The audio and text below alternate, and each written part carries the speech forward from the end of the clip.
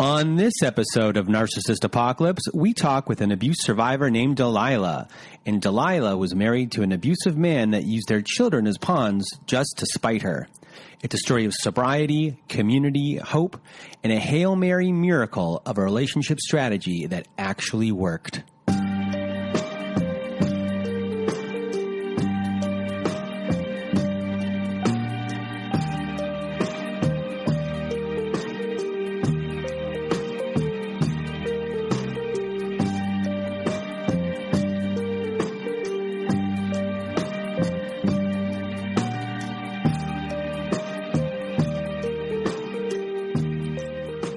Welcome to Narcissist Apocalypse, a podcast that gives a voice to survivors of narcissistic abuse. I am Brandon Chadwick, but my friends call me Chad, and thanks for tuning into this episode.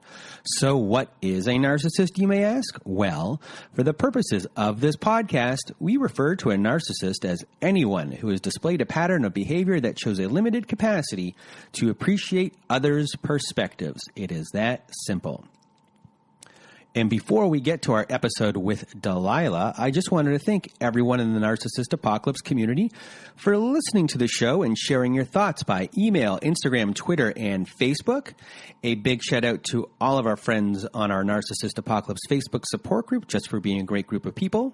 So hello to all of you. And also a reminder, if you haven't left us a review on whatever podcast service you use, Spotify, Apple, Google, Stitcher, CastBox, etc., leave us a 5-star written review if you can, or just a regular 5-star review, as it helps out with our show when it comes to rankings.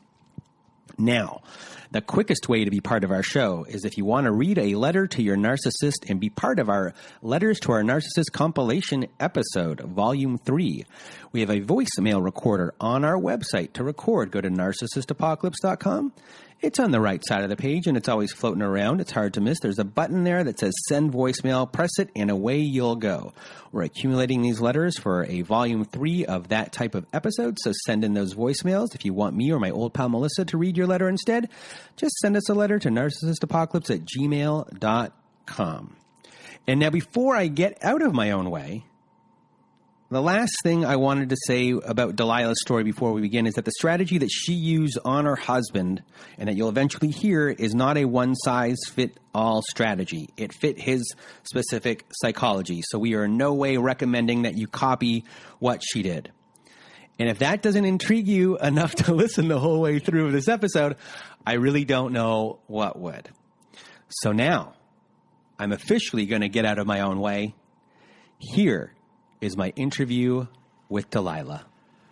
Welcome to Narcissist Apocalypse. I'm here with Delilah. How are you? Good, how are you? I am good. So today you are going to tell us your life story. My voice cracked there. You're going to tell us your life story today, and it's for everyone out there who's listening. It's a very interesting story. We touch upon addiction. We touch upon your childhood in an addictive household, and then what transpired after the fact. And the way you've gone about everything is really inspiring, especially to get to where you are in your life, that you're still here is pretty amazing, going through everything that you went through. So I just want to thank you before you even begin for taking part of this podcast and this episode. And I know you're going to help a lot of people. So I just want to thank you, Delilah, for being here today. And now, without further ado, the floor is now yours. All right. Well, I want to start by kind of give you a little bit of my backstory, my beginning. I was born into a family of dysfunction, addiction, a generational just path of alcoholism, violence, all that stuff that it comes with it. And when my first narcissistic in my life was my father. He kind of role model for me my entire life. He was a a person that it was terrifying. He would terrorize us. Since I have memory, I remember episodes of terror, sheer terror, and he was just a person that had a very short fuse. All of that, just kind of fast forward, my first relationship with a narcissist was one of my first boyfriend, serious boyfriend, and that's kind of like when I moved. When I wasn't born in the U.S., I was born in Mexico, and in '95, I was about 19. I moved to the U.S.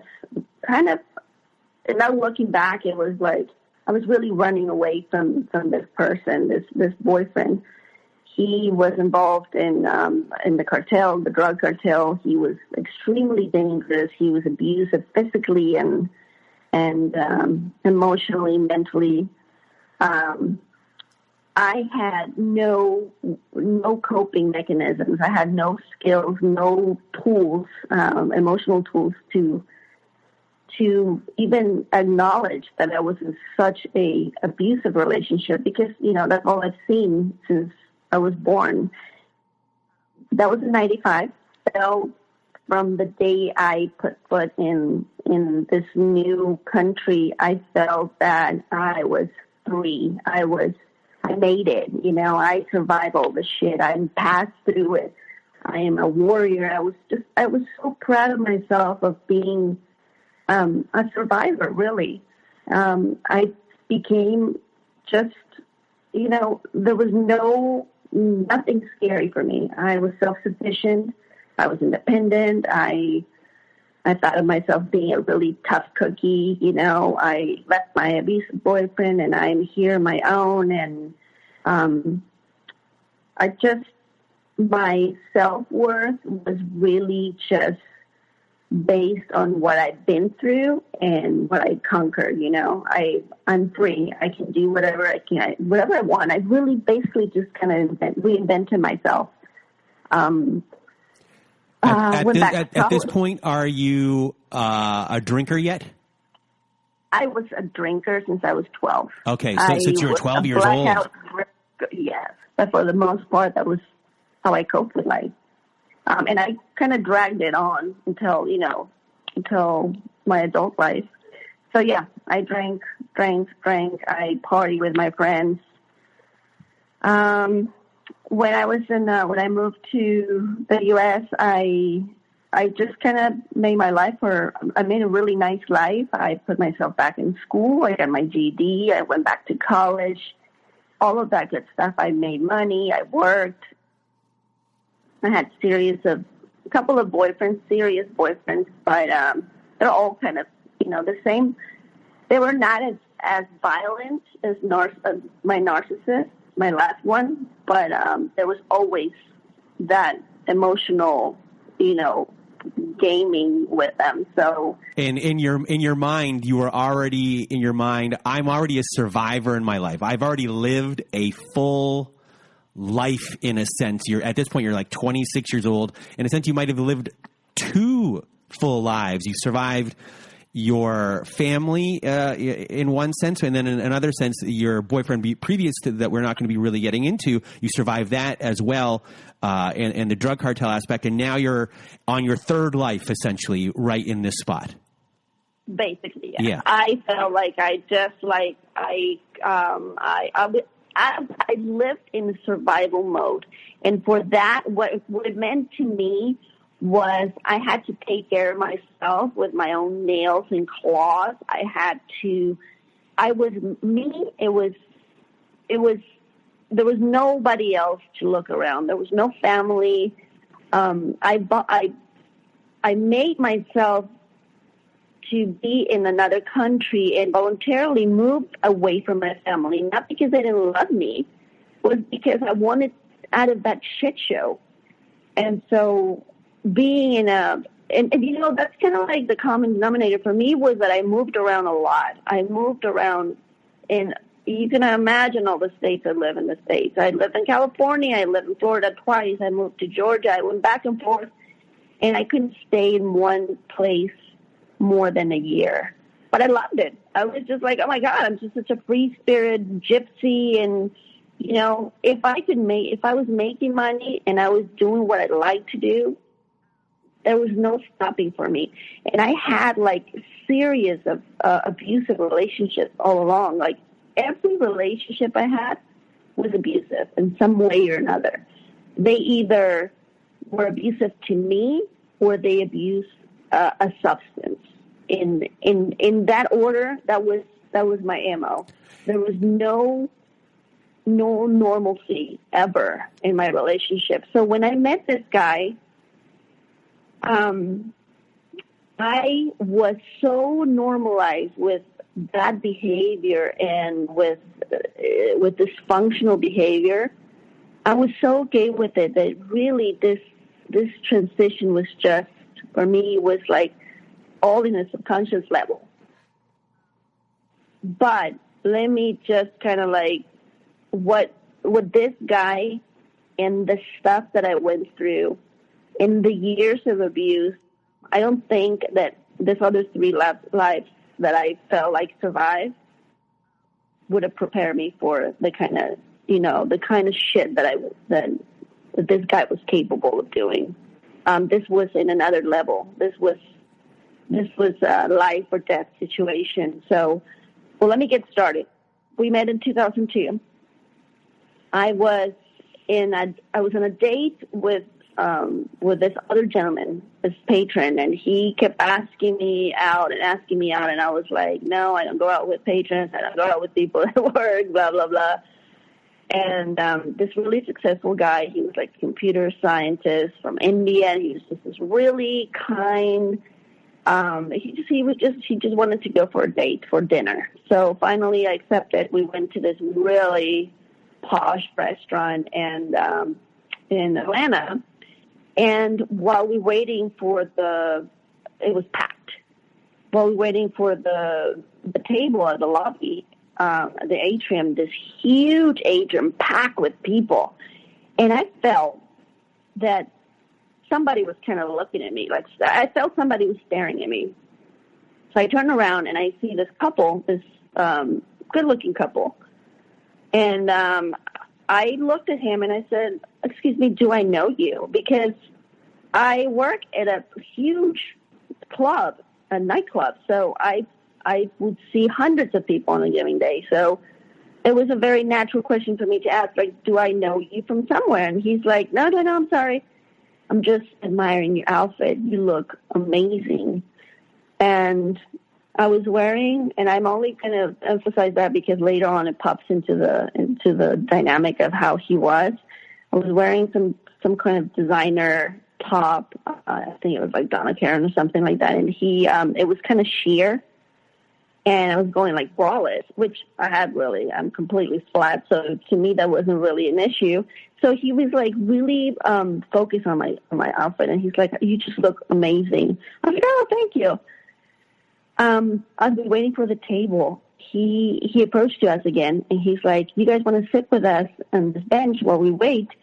And that's how he started a conversation with the guy that I was on a date with. And from that day on, somewhere in the conversation with the guy, because I really didn't engage to him much that day, but he picked up where I worked. And long and behold, the next weekend, he shows up at my work. And the guy was a charmer. He was a great dresser. He pitched me from the get-go, this guy was everything I've ever waited for.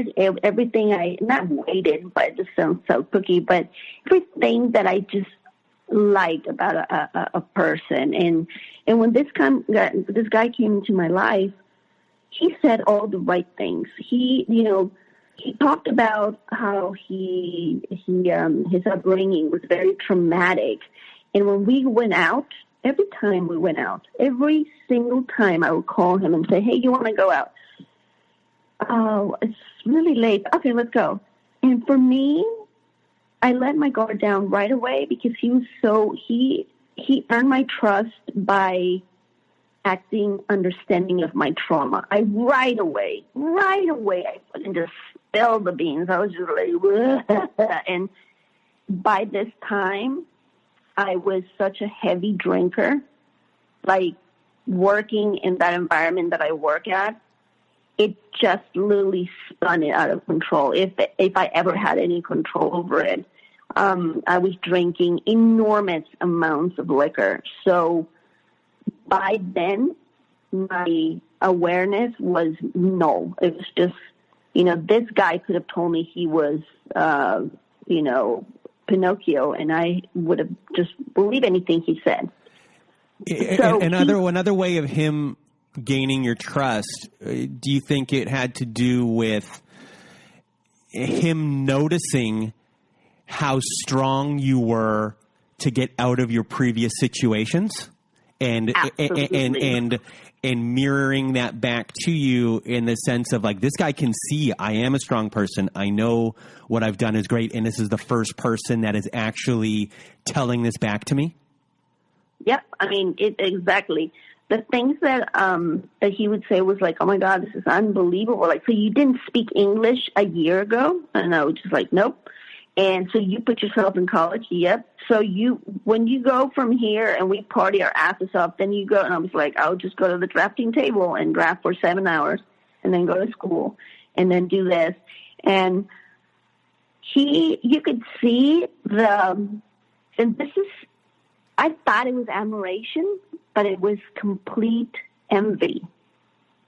Because I could see like how in my eyes, I was like, oh my God, he admires all these things about me, and the things that he loved the most is the things that at the end just really wanted to destroy. And I would tell him, you literally wanted to destroy my life. So yes, he quickly saw how resilient and resourceful and a fighter and a survivor I was. Those were traits that it attracted him even more. But I thought he was in a good way, but things did not turn out to be good. And I have another question for you, and I'm sorry for interrupting, but it's you've gone through all these things in your life, and I'm sure you've never taken a break, and you might be tired emotionally in a lot of ways. Do you see him as a savior in some sort of way, or at least being able to breathe? And that he could come in and he'd be like, oh, I can take a little break here of me being on the go. And now here's this guy that might be my savior. Is that something that you really kind of trapped you in as well? Yes. My state of mind when I met him, I was very lonely. Even though I was a go-getter and I was doing all this physical things and I was doing all these things that society required me and all this stuff, at the end of the day, I was the loneliest I've ever been. So at this point, all of these factors contributed to really the locking of trust that you have in him. And now no matter what is going to happen, you're so locked in, you are going to probably forgive a lot of things that eventually start occurring. Absolutely. Yeah. He, immediately from day one, he started testing my trust, see how far he'll go. Not in a constant level, but I think he would just do things, and then I'm sure he was very satisfied with the fact that I didn't leave him, because most people would just say, this guy is crazy. I didn't, because I was okay with it. And because I was like, so what? He's a freaking blackout drinker and heavy drinker, and we party awesome, and we have the best sex, and we have so much in common. And I could just be my craziest self. By then, I was just really, how can I put it? Like my outings, my drinking outings, my partying was just really getting out of control. And I was just kind of living this duality. I was just, at night, I would just party. And during the day, I would just put myself in school, sleep and hangover and do those two things until I met him. So didn't even go through about 3 months of courtship where I remember having a conversation with my mom, and she said to me, and this is, God bless her, but I remember the conversation because she said to me, when are you going to like just come back or settle? Like, I'm worried about you, don't you want to have kids? And I'm sure that she didn't mean anything about it, but because I was in such a state of mind and so depressed and lonely, that really got stuck in my head. And remember, I met this guy that in my eyes, he was such a great dad because he was fighting for his kid and all. So my guards were down.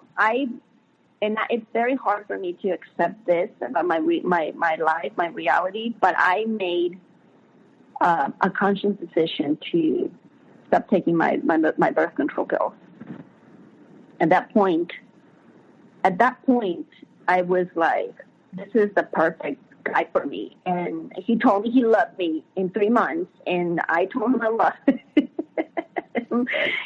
And when I told him, I was like, I'm not taking my birth control pills. And he was like, oh, great. I love kids. And yeah, don't worry about it. And I kind of lied to him because I said, I need to go get more, but because I'm not taking them. And he's like, oh, don't worry about it. I love kids. And that was to me like, ding, ding, ding, ding. It's just like, he is a winner. This is in my dysfunctional thinking, this was to me the best thing that ever happened. So, not even 4 months, got pregnant. And, when somebody listens to my story, I was kind of hesitant because I still have so much judgment to myself. Like I had to work through so much shame with all of this process. But if I don't stay honest with how I was thinking in that moment, then I'm not really I'm doing disservice to people that are listening and they're seeking for answers and they need to relate to somebody else's story. So, I'm not, my kids are my life now and I cannot imagine myself being without my children. But it's a really hard pill to swallow, acknowledging the fact that how I had my children was just so dysfunctional, When I got pregnant with my daughter, my oldest daughter, I knew he started kind of shifting his behavior. And I could not put those two parts of him together. Like, they did not make sense. And what my thinking was, if I cannot make sense of it, I'm just going to bypass it. So I keep bypassing all these red flags and bypassing. By then, when the pregnancy came, when I realized what a mess have I done, the only difference here is that I couldn't get out of, or in my mind, I couldn't get out of this relationship as easy because now there was a child involved. And in my mind, and I know millions of women do this on every single day, they go on and they put themselves first and their child first, and they go on and become single parents and all of that amazing stuff. But for me, I was like, what have I done? I'm so ashamed. I am so embarrassed, and I could not believe that I was so dumb and that I had made so many concessions. And this tough cookie it's just not a tough cookie. I was just like, I was a failure. And just the fact of even thinking about going back to my family and telling them what a mistake I've made, it was just not even acceptable to me. I could not even face that fact. So I was just like, I'm just going to make this work. I'm just going to make it work.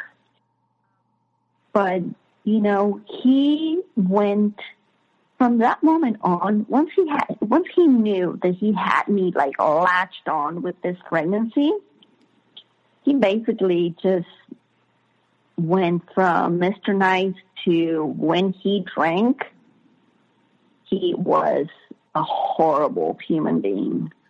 I did not drink then, and during both my pregnancies, I didn't drink. So it gave me kind of like a window of sobriety, if you would say. I wasn't in any 12-step program or anything, but it just got me sober enough to see the craziness that I surrounded myself with. And so, you know, there were fightings. There were so many control issues. I mean, I had my first child. He was a mother goose. He would not let me change her diapers. He would just like wanted to care for the baby. He knew every answer. His mother will come up, and his mother, which is the biggest enabler and the biggest, what's it called, monkey, I don't monkey. remember the term. Yes. She was the one that funded all the fights with to give the other son's custody. She was like the biggest enabler for him, and she still remains that. And so, so he's using the child at this point as a way to have controlling behavior. What do you mean? Sorry, I didn't hear you. Sorry, he's using your child as a way to exhibit controlling behavior. Absolutely. You know, when I had my daughter, and he literally took over the whole caring of the nursery and everything, I did not know then, but I went through a severe postpartum depression. I was a mess. I wanted to die. I was so sad and upset, and just, it felt like I had to kind of like, I allow him just to take over because I was in such a bad shape, you know? And so in a way, it was like he was so controlling that I was like, I didn't even have the energy to fight him. We moved around a lot. So we moved to Savannah, and, you know, this is the thing about it. It's like I was still so involved in my school. I got a scholarship in SCAD, which is this amazing art school that is very, very hard to get in. I had amazing grades. I was juggling my daughter, and I was able to get into this school. It was just such an accomplishment. But yet, he would still say things like, "You're a terrible mom. You don't know how to feed the kid. You don't know how to do this. You know, God, you know, you're going to go to school, but then you don't even know how to present a paper, and you don't even know how to write English." And it was just this, like, he would give me 3-4 compliments, and then he would berate me with a shit ton of criticism. And at that point, when I got pregnant with my son, my daughter was not even, you know, a year old, and this was a complete, you know, fluke. It wasn't planned. Just when I got the pregnancy test, I was like, "Well, there it goes." You know, I'm really now stuck with this guy. And so at this point, you are pregnant with your second child. You are in this relationship, still struggling possibly with postpartum depression while this is all kind of going on, or at least little remnants if it's still around. You were depressed before you even had the postpartum depression. you're being devalued pretty hard at this point, where you're getting the compliments, but then you get the real devaluation after, and then probably a little bit of a love bombing after that. You have the controlling behavior on his part. His mother is in there, who is working on his side and always probably championing him, maybe even saying, just constantly saying nice things about him, which makes things worse. You're isolated from everyone. You're constantly moving around. And at this point, you probably feel like you're, as you said before I started talking, you're a little bit cooked in your mind right now. Like, stick a fork in you, like, this is my life. And, now you're in Georgia. Is it Savannah, Georgia? And so at this point, what is your mindset? What is your, I assume you're about to have your baby as well. Where are your addictions? Like, what's going on with you with all of this kind of going on? So, in between my children, I didn't drink during the whole period of my first pregnancy. As soon as I felt like I was able to do it, I started drinking again and drinking and drinking. It went from one cocktail to maybe two, to maybe 2.5, because I couldn't get up with the baby later. And it was just like everything went around my drinking, That was kind of like I would cope with anything. And, that's the way I was going to cope with my postpartum depression, drinking. So for him, drinking was comfortable and okay as long as he was having a good time. But when he was in a bad mood, or if he was not up to drinking that day, and if he ever saw me drinking, he would just be like, "You're a fucking drunk. You're this, you're that," and just like name calling me and berate me and stuff. So by the time I was with my second pregnancy, I felt like I was just, he wasn't kind anymore. He was just this extremely neurotic, constantly yelling, constantly. He worked at home, but he had a warehouse, and he had a business with his mom. So,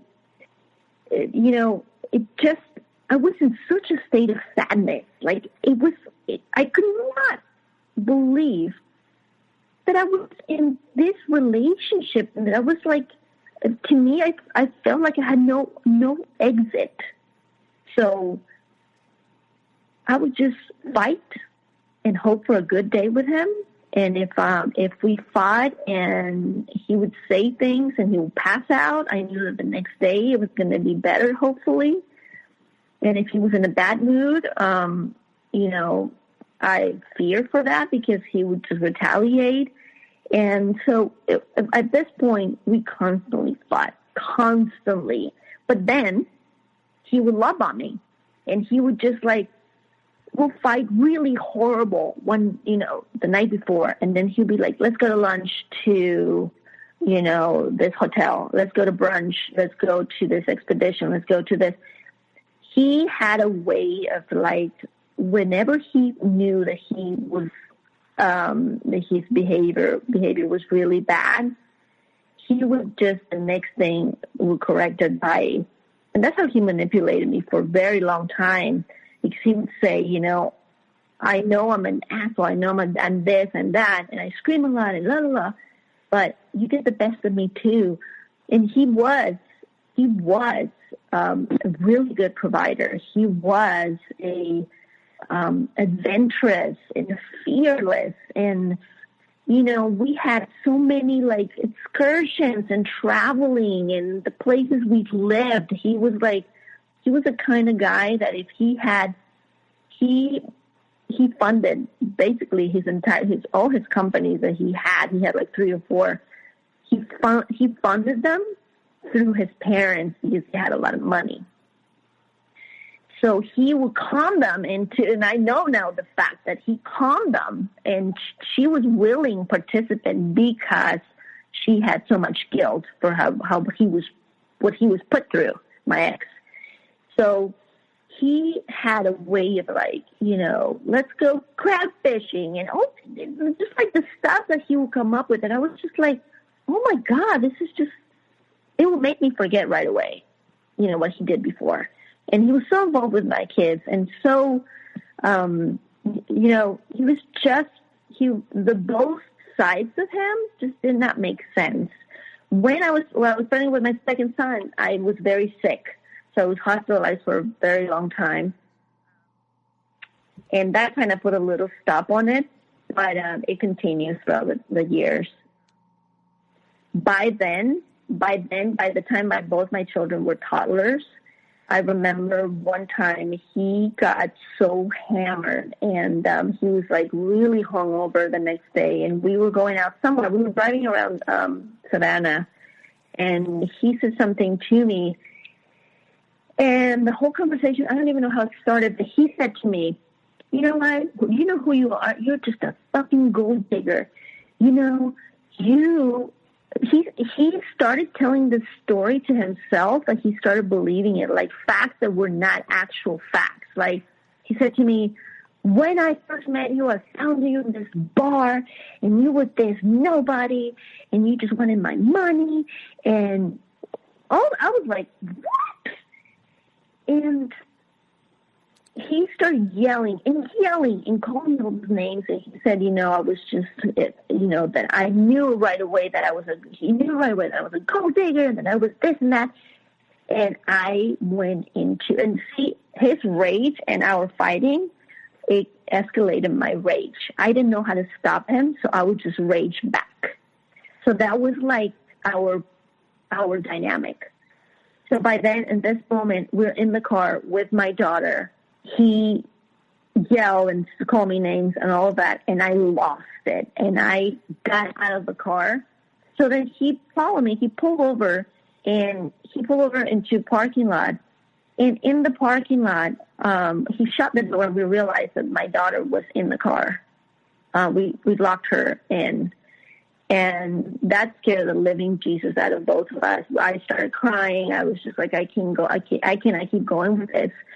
So we ended up going to, he actually had, he was like, I don't want to lose you. I wanted to go to get help. So he gets this therapist, and we had the appointment, and it was couples therapy. And we went to about 3 or 4 sessions, and, like the first 2 sessions, she's like, okay, I'm going to stop you there. She's like, let me just bring up something so obvious. He's like, do you realize what the name he's calling you? He doesn't call you by your name. He tells you, he always says to you, what are you talking about? Are you retarded? Are you stupid? And I was like, oh yeah, he does that a lot. It's just like, okay, well, how do you feel about that? And I was so numb by then with his behavior that I was like, he's an asshole. That's all. And she's like, no. It was like, I could see her eyes just turning wide. And we went for another maybe 2-3 sessions more. And then, she saw how volatile he was, short fuse. Something that I left about him, untold, was that he was in the Army. He was Special Forces. He was trained. He served, I don't know how many years in the Army, but this guy was quite scary.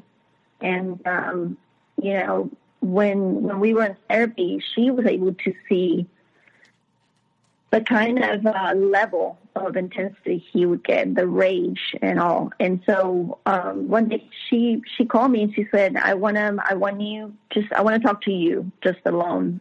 This session is going to be alone. And she's like, I wanted you to be alone because I want to give you my professional advice because it's in your best interest and in my best interest that she's like, do you know what his prior relationships were like? And I was like, yeah. I mean, he kind of told me what he wanted me to know, but I didn't know it at all.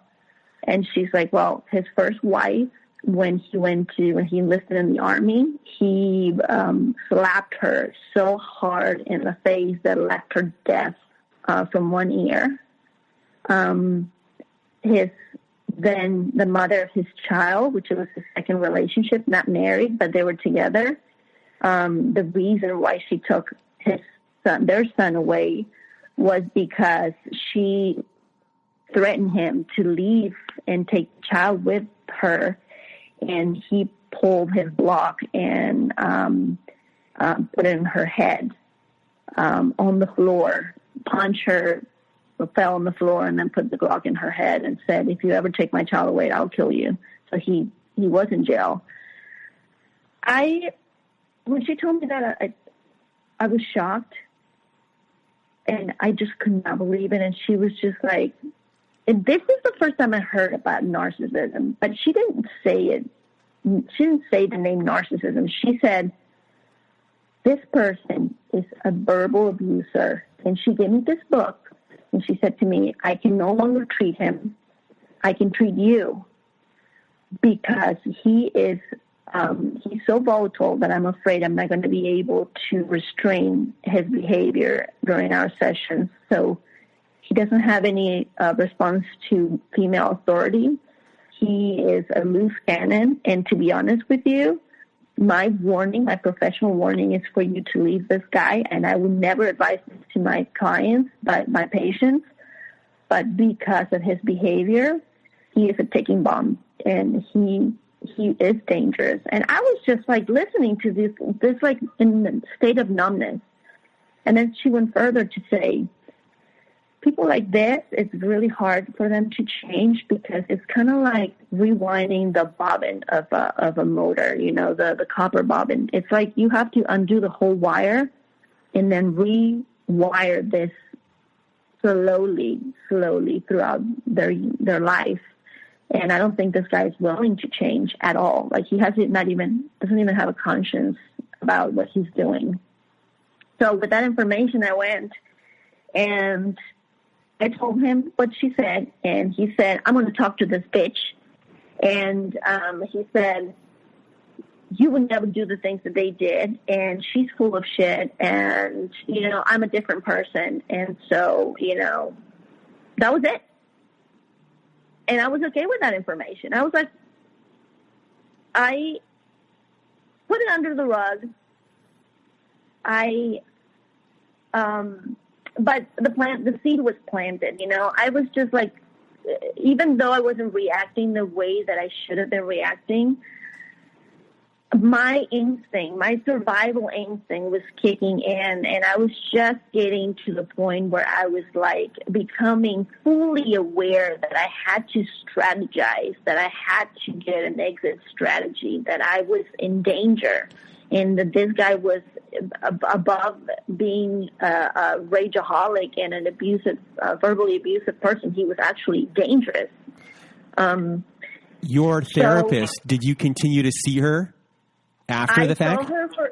I saw her for maybe about 2-3 months, and then I just made up any excuse. My drinking was just kind of like debilitating me about making any rational decisions. I said, I didn't have the money. The kids were, alone, and I made up all this bullshit. And to be honest with you, it was just the fact that I couldn't face reality. I was too afraid to face reality. So do you even recognize who you are anymore at this point? No. I was like, who the fuck is this person? Like you at the beginning of of the story of your life, I mean, you were a self-sufficient. Yes, you had your problems and you have addiction problems, but now because of this person, you're now a rager. You're very depressed. You have all of these things kind of going on. How do you break out of that? So, thank God. And this is, things happen for a reason. And I know now that what we thought it was the end of our life as we had it was actually the beginning of my recovery, because 2009, we lost everything. A couple of his companies were in lawsuits. There was so much. In my mind, I always thought we were, and he always would say, we're a team. When he needed something from me, when he needed me to work in his trade shows and his company and all this, it was we're doing this for our family. We are a team. We need to get through this. We lost everything. We have like this amount of money. We need to what are we going to do? And he was so desperate at that point because we were losing our home. We're losing everything. He's like, you know what? I think this is the best time to maybe regroup. We have this amount of money. We're going to lose everything. And I just went into a panic mode. Had I stepped back a little bit, I would have said, wait a minute, we have options. But I didn't know any options because that's how he presented things, in panic. And he was like, we need to grab this money and we need to move back to Mexico and just stay there and lay low for a couple of years until I can regroup and we can think of something else and strategize. And to me, that was the saving grace. That was the green light that I was waiting for, because deep down, I had this glimpses of reality that were like shining to me. I was like, this is so wrong and something has to change. So when he said that, I absolutely agreed to it. I was like, it gives me a chance to get close to my family, and I have a chance to actually leave him. I just knew it. Because you have a support system there. Yes, because I needed help. Mm-hmm. So, sorry. Let me regroup. Okay. So, yeah, we sold everything. When I told my family what we were doing, they thought we were crazy. They're like, no, honey, it's the opposite way. People leave this country to go for a better future. You don't move back to Mexico. Like, what the hell are you thinking? What the hell are you guys going to do here? And I couldn't really say anything because I saw my family every year, but I was in my best behavior when I saw my family. They never saw me as a blackout drinker. They never saw the chaos that I lived in. I always presented myself with gifts and presents and beautiful, family and pictures and shit. They never saw the back end of my alley. So when we got there, one of his things that I loved so much about him is that he was fearless. So it made things so easy for me. I would do things that I was never capable of doing, had it not been because he would push me through it. So, he's like, we need to open a business. We need to open this pizza parlors. And I was like, what the fuck? Do you know about pizza? And he's like, pizza. We just need to do it. And we did it. And we became very successful at it. And we not only opened one, we opened 3 more. The thing was, he would thrive into creating. He was a very creative person, just as much as I was. Remember, I went to art school and I was into interior design program. And so the concept of this place was from scratch. We built the ovens from scratch, him and I. We had such a bond in that time and almost felt like things could really work out. We had so much, our time was so occupied in creative things that the drinking really didn't interfere with us. We were just functioning, drinking, building, and having a really good time until reality happened. Until now that we're done with these restaurants, now we have to make them work and operate them. And guess what? The guy did not speak Spanish. And he never wanted to speak Spanish because we were a subculture to him. And we were like, you're just a Mexican, he used to call me. And he was like, you don't know how to do shit. But yet, he didn't speak Spanish. So I basically forced by him because I didn't want to be part of this. I became in control of the entire business. And the more control I took over, the more it spun him out of control, So he just literally upped the abuse to 1,000%. Not only was he abusive and now he was more physical, but now he would use things like, he would use sleep deprivation. He would come obliterated, drunk. And, this restaurant, when you operate one restaurant, but you operate 3 restaurants with full staff and everything, I didn't leave home until about 3 a.m. And I'll come home and he'll be like fighting and force me to have sex and get me drunk. And then there was so much deprivation by then. And if I fought him back, he would be like, I'm going to get even. And he would tell me he was going to get even. And that fear of him getting even, I couldn't even sleep. He would come in random times of the night and wake me up and call me like, hey, drunko, get up. You lost this and that and that. And what is my stuff? And he would create scenes in the middle of the night.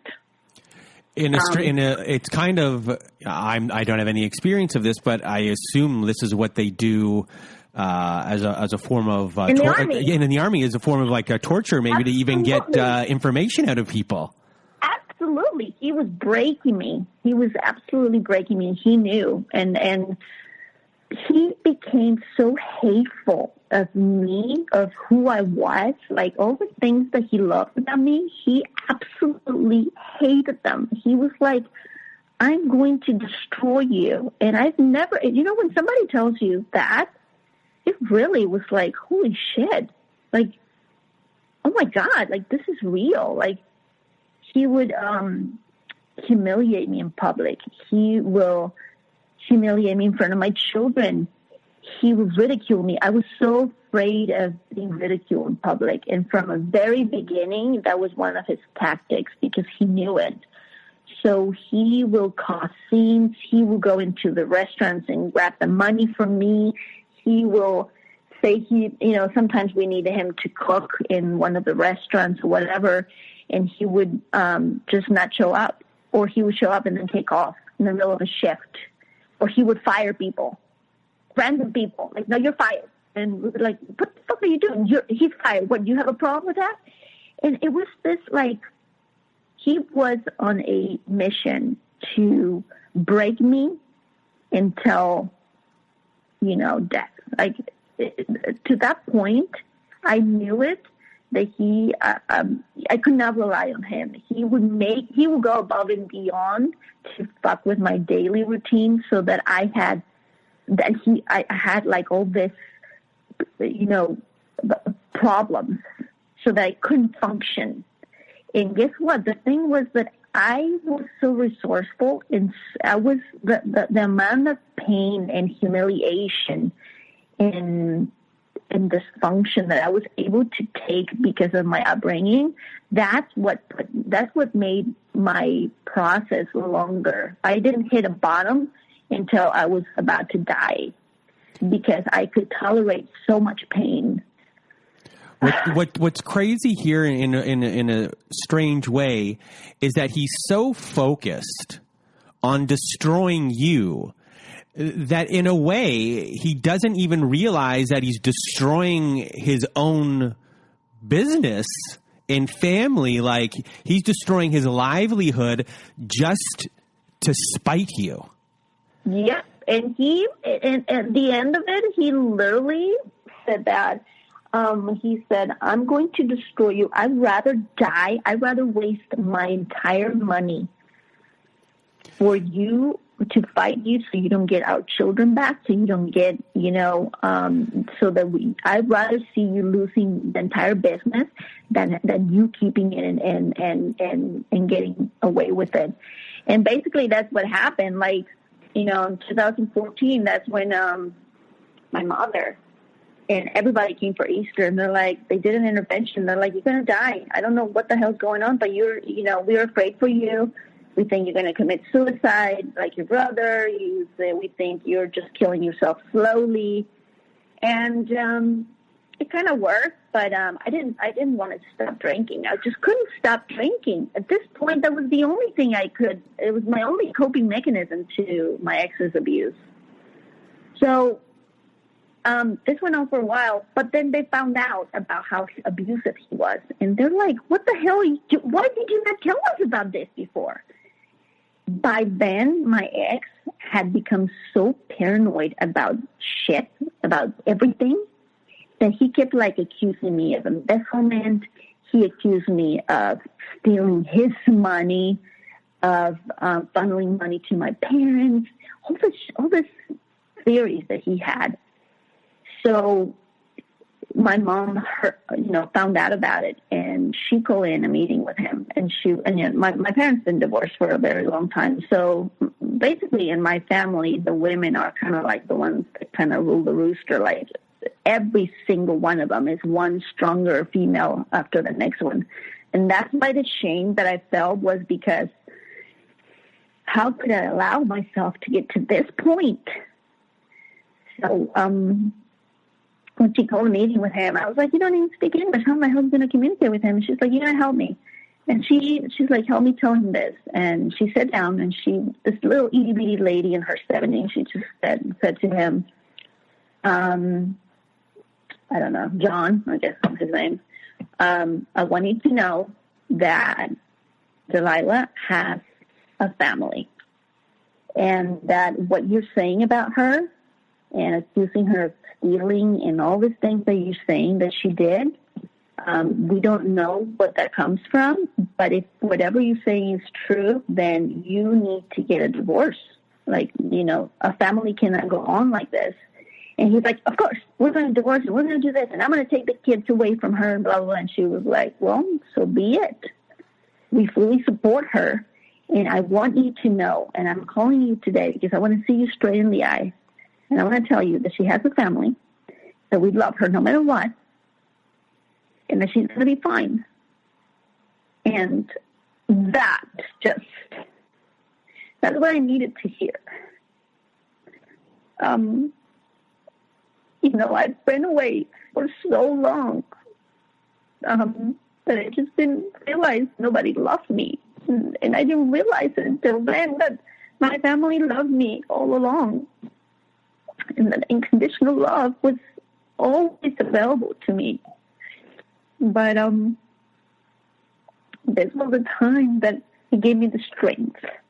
And from that point on, I knew it. I knew it. I had to get out of this. And it was this was like my white light that, people, say, you hear God talking to you, whatever. This was, to me, that was like the moment of truth, the moment I needed to have the courage to make a change in my life. I remember thinking, okay, I need help. I'm going to die. And I pick up the phone. I call him, and he picked up, and he's like, what do you want? And I was like, you need to come, because, the reason why never, by that point, I was so sure that I needed to leave him. And every time I would say, we need to separate, because this is too much. We're going to, we need to get a divorce. And he would say, go ahead and do that, and I'll make sure that you lose the kids. No court system is going to leave them in Mexico. No judge, I'm sorry. No, I'm going to tell them all the shit you did. I'm going to lie, which he did. He actually accused me to the what's in Mexico, the IRS. He actually made false accusations of embezzlement, and that's the level. That was the level of commitment he had to destroy me. He was just determined to destroy me. So when I would bring up the divorce, he was just like, go ahead and leave. He was like, you know what? Go ahead and leave. You just leave my kids, because I will tell every judge in every court hearing that you're crazy, that you're a drug dealer, that you're this. And by the way, our kids don't even like you. They don't like you. They don't care if you're around us. And to me, every time he would say that, it would just be the most painful thing I've ever heard. It made me feel so lonely to know that I was living with somebody, and they hated me so much, you know. So when I realized that morning was that in order for him to leave, I had to give my kids up on a temporary basis. And I called him and I said, you need to come and get the kids. I need help. I need to get sober. I need to sell this restaurant, and I can't do it alone. And if you want to stay with them, you can go ahead and come and get them. And that was the hardest thing I've ever did. You know, he's like, you must be the craziest person. And I was just like, I'm done. And he's like, you need to think about it really hard, because it's not what you think is going to happen. And he came back and got him. He signed, my sister, she's an attorney. She drew some sort of like a temporary custody legal document that allowed him to fly with them and make any decision while I was in Mexico. But this was a temporary situation. He left fully. He signed the document. He knew what my intention was, which it was sell the restaurants, get help, get sober, and then we will figure something else there. Like, we will go through the process of divorce in the U.S.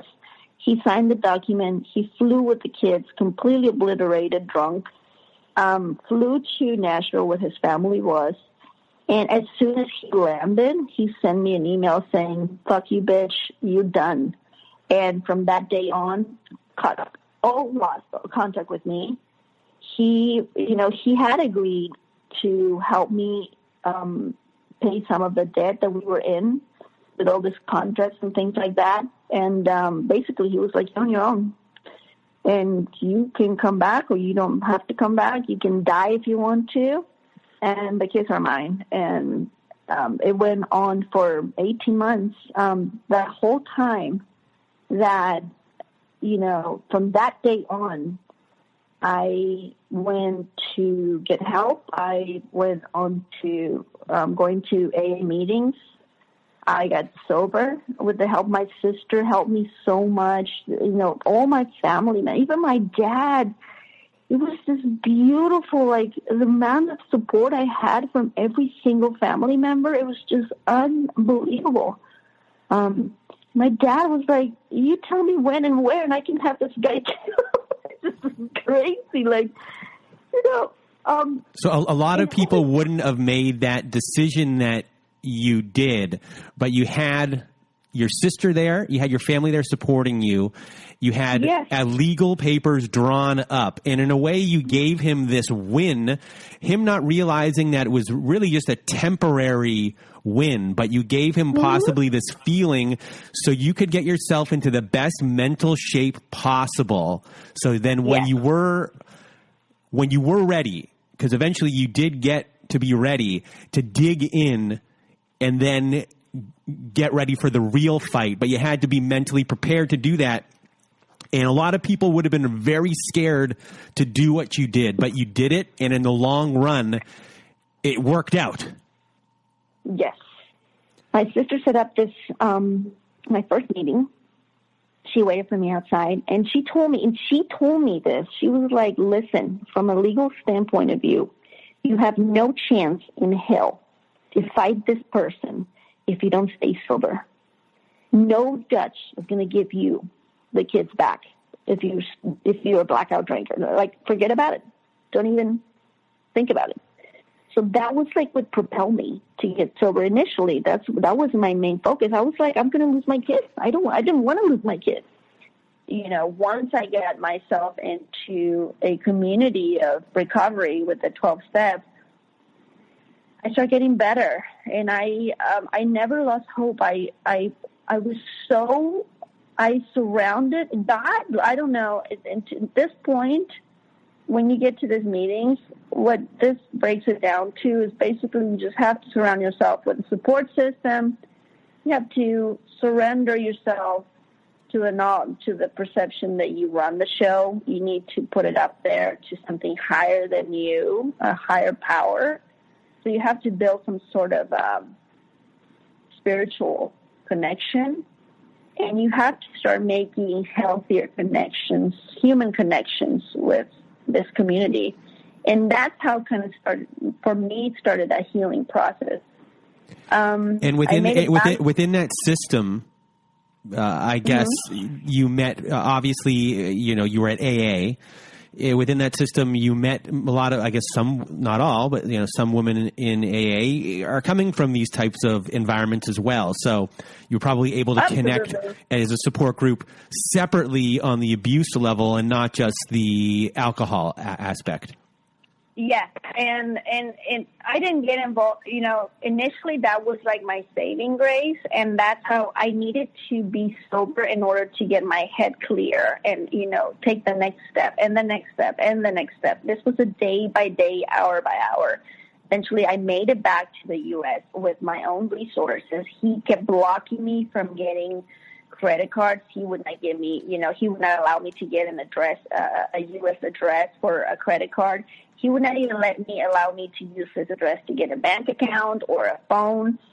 He was like financially abusing me from far away, preventing me from getting back to the U.S.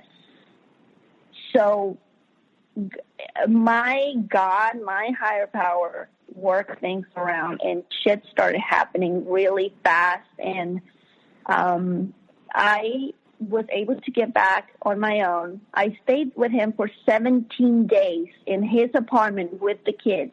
By this time, we decided that a common ground would be Florida, because I lived in Florida before, and because, I was able, it was just, we agreed on that. So he moved the kids to Florida. He allowed me to live there for 17 days until I got back on my feet. And basically, I could not wait one single day. I quickly got a job. I was able to con my way around convince this poor lady in a bank to give me I stole one of his bills with an address. I'm sure this is illegal, but and I showed it to the teller, and I said to her, I need to open a checking account because I needed to get my life back. And she's like, we can't do that. It's not in your name. And I was like, listen, and I was like, listen, I'm in this very abusive relationship. I'm just trying to get back on my feet. Please give me a checking account. And I promise you that as soon as I get a permanent address, I'll give it to you. And she gave it to me. I was like, oh my God, this is crazy. This is beautiful. They just kept happening, And it kept giving me hope to do the next right thing. So I right away I found a AA meetings, in my neighborhood, and I got to the meetings, the support system, and my structure, my routine, my structure for my day-to-day structure was very, very disciplined. So I was very focused. And to this point, he noticed, and he knew that no matter what he did, I was going to bounce out, and I was going to just not lose my cool. And raging was not an option for me anymore. So he started learning about my boundaries and things that I did not know, and that I learned, and that I was like, this is new learned behavior for me, And I was just really kind of learning how to be a different person. And he went on from, like, I'm going to take their kids away from you, and I'm just going to, like, you're never going to see them, to now is like, oh, shit, well, now she's getting her life back. Well, I need help now. You need to take the kids for 2 days out of the week. And my thing was, and I didn't know until later that what I was really applying, the technique of the gray rock technique, I instinctively knew, even though I didn't have a name for it until later, I found out it actually was a real, technique, was the fact that I knew that with this guy, I had to have zero retaliation. I knew that whatever action he took was because he wanted to exercise control over me. So he would say, you need to take the kids, for the weekend. Okay, no problem. Well, it's got to be in the afternoon, and then you got to drop them off, and then you got to pick them up, and then you have to do this. And I was like, oh, okay, yeah, I'll see them this time. And every time he would just see my reaction and did not know what to do. And at one point, he kept them still. He said, but you're not going to get him. You're not getting them back. You're not going to get him back, and you're not getting the divorce. And if you want to get divorced, then you're going to have to pay for it. And I'm going to make sure that you don't get a penny from me. And I'm going to tell them what a drunk you were, and you left them, and you abandoned your children for 18 months. And I was like, okay. And I literally, my focus has been that. Actually, we're not even divorced yet. We've been separated for this whole time. He lives in another state. Eventually my children, we started spending more and more time together. They spend nights with me. And he started saying things like, I'm done taking care of them. Now you need to be a grown up and take care of them. So guess what? It's your turn. That was his way of saying, I can't take care of them. This is all absolutely amazing that psychologically you went into this whole entire thing. You proved yourself that you are a capable person. You don't have to drink anymore. And absolutely. In that process of being clear, his whole thing was getting a reaction out of you. And once he stopped getting that reaction out of you, there was no satisfaction in it anymore. So he was using the children as pawns. And when they weren't pawns anymore and you're not showing any response, the real him comes out, the lazy him, the one who sticks everything in his closet when you come over to show that he is someone who cleans, when in reality he's not clean. And, eventually the cracks will eventually show as long as you didn't feed into what he wanted. And once that stopped, miraculously, without really doing anything, by doing nothing, you started getting what you wanted without having to put any anger or frustration in a way or sadness. It came to you, and it's a mirror. I don't know how many cases like this would happen like that, but it was really a miracle in that sense of a lot of people would have to go to court for years and years and years, with someone with that type of attitude, with that type of spite. And in your case, you just let his natural tendency eventually come out based upon his specific type of psychology. Yes. And at this point, I was already very involved with my 12-step program. So, I had sponsors. I had people that I talked to all the time. So they were like, at this point, do what works best for you right now. That is not going to affect your sobriety and your state of mind. And it doesn't have to be forever. It's just a temporary solution. And so I went from temporary solution to temporary solution to temporary solution, day by day by day, until finally this guy got the bright idea to move back with his mother, put a pot farm or something like that, a hemp farm in Nashville, and literally gave me full control of my kids, of my other, full custody of my children, unofficial, of course. I've never even bring up the divorce because at this point I am okay with this until he finds his next victim or if he's ready. he will file for divorce. But at this point, I have what I need, which is my children. I have a life. I'm sober. I have serenity. I have a peace of mind. He actually is gotten to the point where he pays half of the rent. It's not perfect, and I'm always struggling with money. But to the point that he's been consistent for 2 years, Chad, paying rent and staying involved with the kids, looking out for the kids' best interest. We moved to a different county, and he pays for this so that the kids can go to better schools. We are, in a way, we're better parents than we've ever been, ever. And, sometimes I have to co-parent with him, which it doesn't work.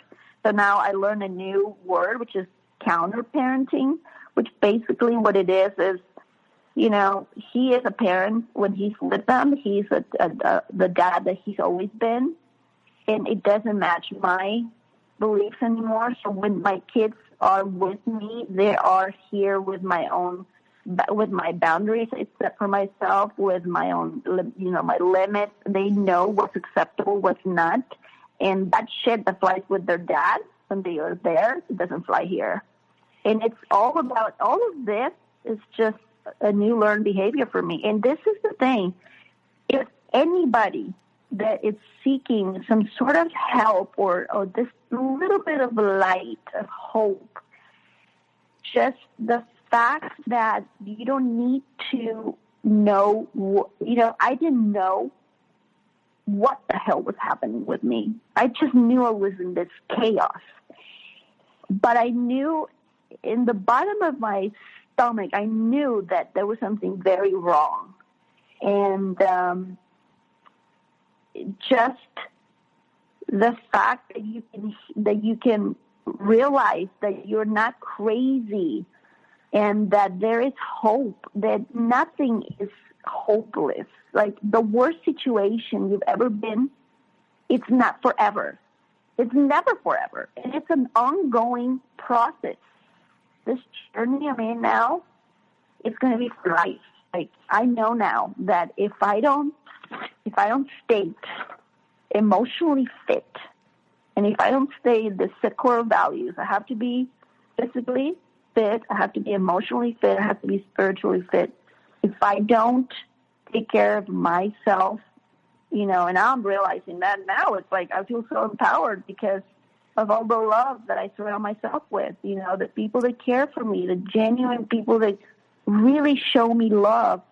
I learned to be forgiving to myself.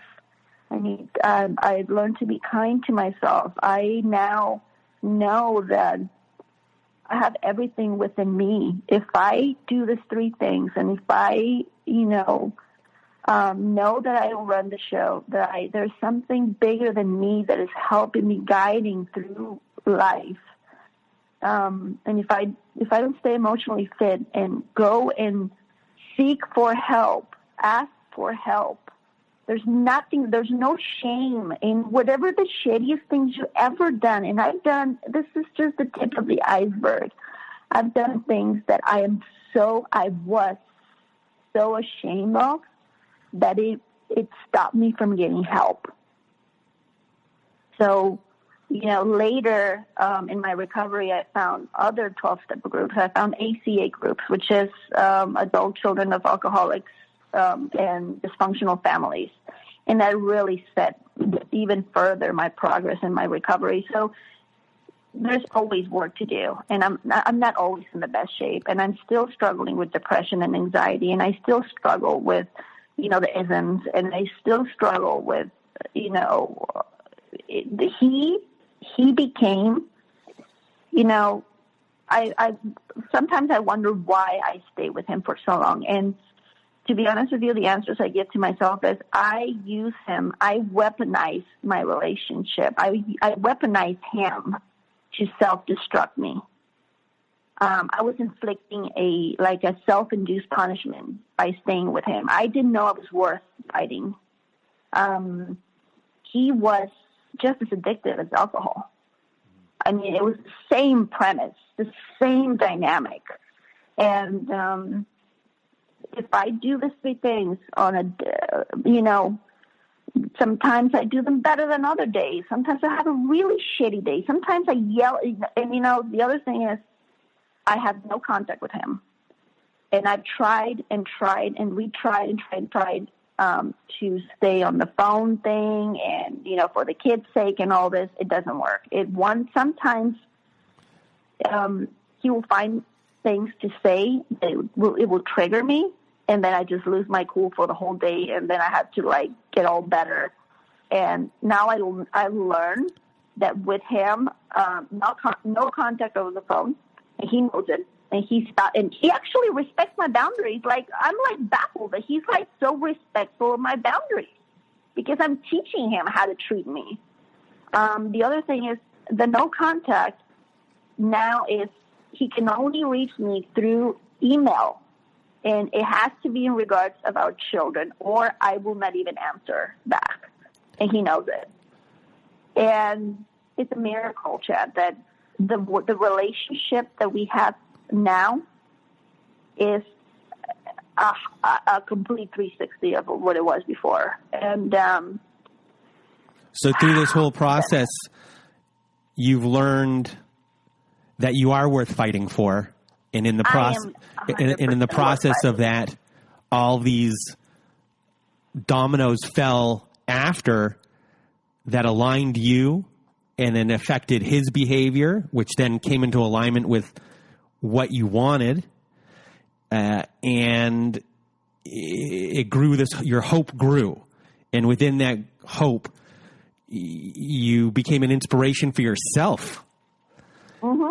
And hopefully everyone listening becomes inspired with your story, because it is a story of hope, of tremendous hope, and it got you through, and it's just inspirational. You made me cry twice. I teared up while this was going on. It rarely happens because I hear so many stories. It's hard for me sometimes to, I'm listening from a distance in some sort of ways, but you made it happen twice in this episode, and you told your story very well. And for everyone out there listening, your story, for anyone who's really down and doesn't think there is a way out, mm-hmm. Your story is, you are living proof that there is. Yes. Living proof. You had everything stacked against you, especially when you throw the addiction part on top of that, of how you're going to get out of that. And you did it, and you made it out, and you're still working on yourself, because it's a lot of, I don't know how many years it was you were living in that way to reprogram yourself. And, you're going to have your steps back, obviously. But you got there, and you did it your way, and it's really inspiring. And for everyone, I just really, from the bottom of my heart, thank you for coming on the show and telling us your story and sharing your story with us, because it's a really important story for everyone to hear, because there is hope. Thank you. And you are a beacon of hope. And I just want to thank you once again, Delilah, for being part of our show, being part of this episode. And for everyone listening, I just want to thank you for tuning into this episode. And from Delilah and myself, I wish you all a good night.